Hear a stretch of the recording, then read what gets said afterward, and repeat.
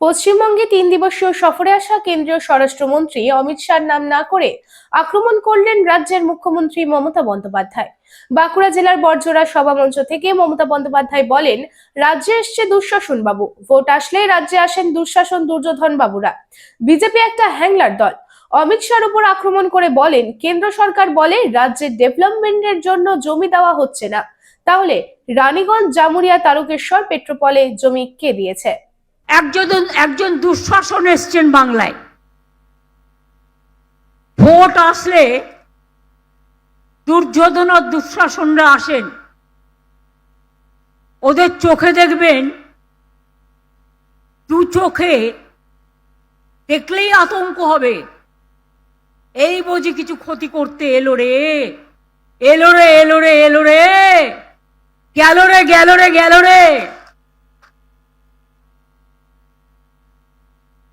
দুঃশাসন বাবু এসছেন। ছকুনি মামার চেলা চামুন্ডারা ঘুরে বেড়াচ্ছে আর বলে বেড়াচ্ছে বাংলায় নাকি 1.5 কোটি লোকের নাম বাদ যাবে। কেন? যারা সারা জীবন বাংলায় থেকেছে, বাংলায় তারা ভোটার। আজকে বলছেন মমতা ব্যানার্জি জমি দেয়নি। মমতা ব্যানার্জি জমি না দিলে এই তারকেশ্বর বিষ্ণুপুর লাইন কে করে গেছে? মমতা ব্যানার্জি করে গেছে, আপনি নন। জিজ্ঞেস করুন। দুঃশাসন কমরেডদের, ওরা এখন কমরেড হয়ে গেছে। কমরেড না বোমরেড আমি জানি না, মানেটা আমার জানা নেই। আমি যদি জমি না দিতাম তাহলে ইসিএল এর জমিগুলো কয়লা তুলবার জন্য কোথা থেকে আসতো? রানীগঞ্জে জমি কে দিয়েছে? জামুরিয়ায় জমি কে দিয়েছে? বাঁকুড়ায় জমি কে দিয়েছে? বনগাঁ পেট্রোপলে জমি কে দিয়েছে? ঘোকসাডাঙ্গায় জমি কে দিয়েছে? চ্যাংরাবান্ধ মালবাজারে জমি কে দিয়েছে? অন্ডাল এয়ারপোর্টের জমি কে দিয়েছে?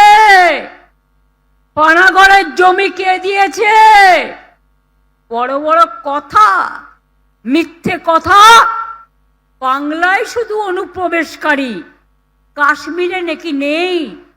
তাই যদি সত্যি হয় বন্ধু, একটা কথার উত্তর চাই, পহেলগাঁও তাহলে কি আপনারা করলেন? দিল্লিতে কিছুদিন আগে যে ঘটনা ঘটে গেল, অনুপ্রবেশকারী বাংলা ছাড়া কোথাও নেই, তাহলে কি আপনারা করলেন? যত দোষ বাংলা, এই রাজনৈতিক হ্যাংলা, রাজনৈতিক হ্যাংলার দল। আগের বার এসে বলেছিল ইসবার 200 পার হয়ে গেছে, পগার পার। আর এবার করছে এসআইআর। এত মানুষের মৃত্যু, এখনো পর্যন্ত 58 থেকে 60 জন মানুষ মারা গেছে। গতকালও পুরুলিয়ায় একজন বৃদ্ধ মানুষ, তাকে ডেকে পাঠানো হয়েছে।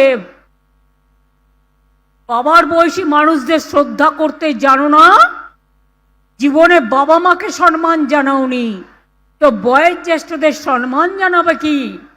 আজকে 60 বছরের লোককে ডেকে পাঠাচ্ছ, 70 বছরের লোককে ডেকে পাঠাচ্ছ, 75 বছরের লোককে ডেকে পাঠাচ্ছ, 80 বছরের লোককে ডেকে পাঠাচ্ছ, 96 বছরের লোককে ডেকে পাঠাচ্ছ।